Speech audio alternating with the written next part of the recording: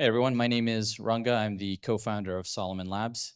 Today I'll be going over a couple of things. The main ones are what Soloman is, what we're building, and how that may apply to you. And the second half will cover our journey through MetaDAO, why we chose MetaDAO, and how we'll come full circle towards an announcement that will kick off the rollout for the Soloman protocol. So in the first half, I'm just going to cover how and what Soloman is and why we built it. So stablecoins are familiar to you all. They're easy, they're spendable. They're dollars on chain that you understand, especially something like USDC or USDT. And you understand the risk that you take on when you hold something like that. The issue really arises when you try to earn on your stablecoins. You're forced to lock them up, stake them, or put them into a vault, and introduces a number of intermediary parties to that mechanism, which involves a lot of risk. And most of the time, the end result of that, you're basically earning the T-bill rate. More importantly, when you stake or put into a vault, you're changing the nature of the dollar itself. So you can no longer use your token as a stablecoin. And that's the design space that we're solving for. So, would we switch up? So this is my presentation now? Wait, hold on. Okay. This looks different than the other one. Okay, sorry about that. So the way we make this possible is through separating out the earn layer from the stablecoin itself. And what that allows for is the ability for us to stream the yield to where your stablecoin balances live versus you having to move your stablecoin balances to somewhere else. And this results in a stablecoin that is fully spendable, fully composable, and able to earn at the same time. And the way we make this possible is through something called yield as a service. You can think of it as a control plane for your productive balances. In simple terms, what we're doing is we're understanding the balances that live on chain. We understand who the economic owner of those balances are. And then we're able to attribute the economics that are owed to those balances, and we're able to route and settle the economics based on policy. So it could be as simple as you holding stablecoins in your end user wallet, a few $1,000s worth, and we'll be able to route yield to where that is.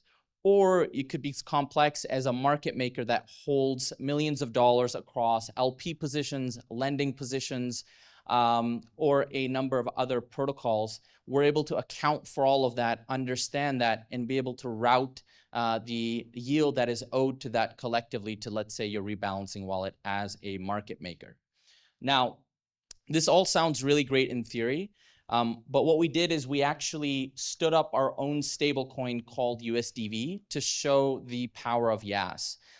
We ran a closed beta for the past year, in which we had a stablecoin, a synthetic stablecoin that was backed by Treasury bills and a basis trade. That's how we derived the yield. And then we're able to route that yield to specific balance surfaces and owners. An example of that is a case study like Oro. So Oro is a tokenized gold product. You can get access or exposure to gold through their secondary market that's deployed on a Meteora pool. There you have gold USDC pairing. And what we did is we replaced the USDC leg with USDv. And in doing so, this USDv leg could now earn the base yield that we were offering. When that occurred, the market maker was actually able to lower the base swap fees that they were charging for that side of the pool. And when they did that, they actually captured more flow. So the end result was better net economics. The combined yield from what we were routing plus the additional yield resulted in 22% APY versus 14% that they were earning just through gold USDC. The idea here is that YAS enabled the ability for us to account for the USDv leg within that Meteora pool. We were able to define who was eligible within that pool to earn the rewards, and then we were able to route those rewards specifically to a defined address that the market maker selected. Now, the keynote here is that this is applicable to every type of app that exists on chain or every surface that exists on chain. So think about lending protocols where you have a lot of idle stable liquidity. We can embed the base rate there and allow you to earn in places where stablecoins live idle today. And there's two ways that works. One is USDv for businesses. So the idea here is that if you're building an app that has stablecoin flows or balances, you'll now be able to earn a rev share based on what the reserves capture, and you'll have the ability to route economics within your application. So think of an example like a neobank. You have a number of users that hold stablecoin balances. We give you the rev share for the total float. And not just that, you'll have the ability to now route that rev share to your users based on policies that you can define to drive specific behavior. And the idea here is that you can get that up and running in a matter of a few clicks versus you having to have a custom integration with a stablecoin issuer or building that yourself. And then for retail consumers, the direct result of all of this is a UX of USDC, USDT, but you're able to earn in your wallet directly while you have a fully spendable and composable dollar. Now, I'd like to bring this back to MetaDAO and how we got started.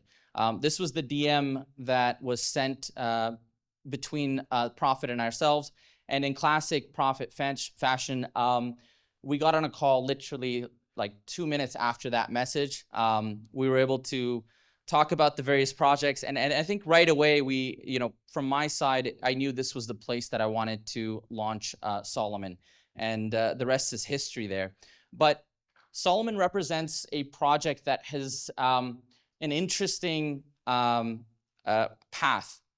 The original version of Soloman was based out of deriving yield for the basis trade, from the basis trade. And those yields compressed after the dislocation events that happened in 1010. So right away, we had to make some adjustments and delays in terms of the rollout of the product itself. And later on, because of MetaDAO and because of the attention that we'd received, we also started to get a lot of opportunities for enterprise level customers. This, in combination with the adjustments that we had to make, forced us to push out our rollout plan. And then finally, we had the drift hack attack, which was sort of like the deciding factor of how we wanted to actually execute on our strategy. So the idea here is that, a lot of, I already discussed it on the panel, which was the adaptability of the MetaDAO model. I think you as a founder, as long as you enter the arena in a way where you can be transparent and show what you're building, you can actually build the trust necessary in order to transition through and navigate through the MetaDAO structure itself. I already covered why we chose MetaDAO in the panel earlier, but I think one important one to really emphasize is this idea of cults winning. Consensus is really derived from cults in a way that they're the driving force. And one of the reasons we chose MetaDAO was simply that it was very clear that a cult is forming around this idea of decision markets. Maybe it was started by Robin himself, but it was really Prophet who brought it to light in a way that showed that what was possible. And so when a cult is forming, it doesn't actually matter too much what the details are. It's almost an ideology in a sense that you align with. And I knew that MetaDAO was going to win, and I want to align with winners. And that's actually one of the big reasons we chose MetaDAO. So we chose MetaDAO, and today it's coming to full circle. And I'd like to call up the co-founder of MetaDAO for an announcement that he'll be making. Cool. Hey, everybody. Colin, co-founder of MetaDAO here. So one of the things, of the many things we think about at MetaDAO is you're raising USDC in the Treasury. You know, you may raise a lot of USDC in the treasury. You may generate a substantial amount of revenue. How do you make that productive? And in traditional businesses, there's opportunities for you to go out and do short-term treasury yields, other opportunities. And it can make a meaningful difference in your business because you could have, I mean, you know, at a $10 million idle treasury, you could have 400,000, which would cover a very good developer, maybe 2, 3. And so we've been exploring ways to keep that in protocol under the governance, and it seems like a very good pairing here. Obviously, we were excited about Soloman, so announcing today that MetaDAO will utilize USDv in its treasury, and I'm handing this back to Ranga to explain the details. Thank you.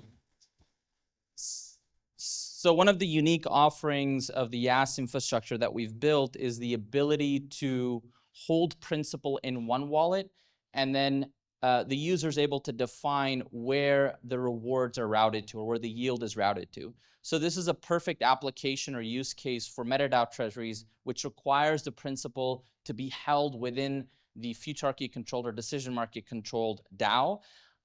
While we can separate out the rewards and yield directly to the OPEX wallet. This minimizes attack surfaces, this minimizes complexities, and this minimizes the need to actively manage.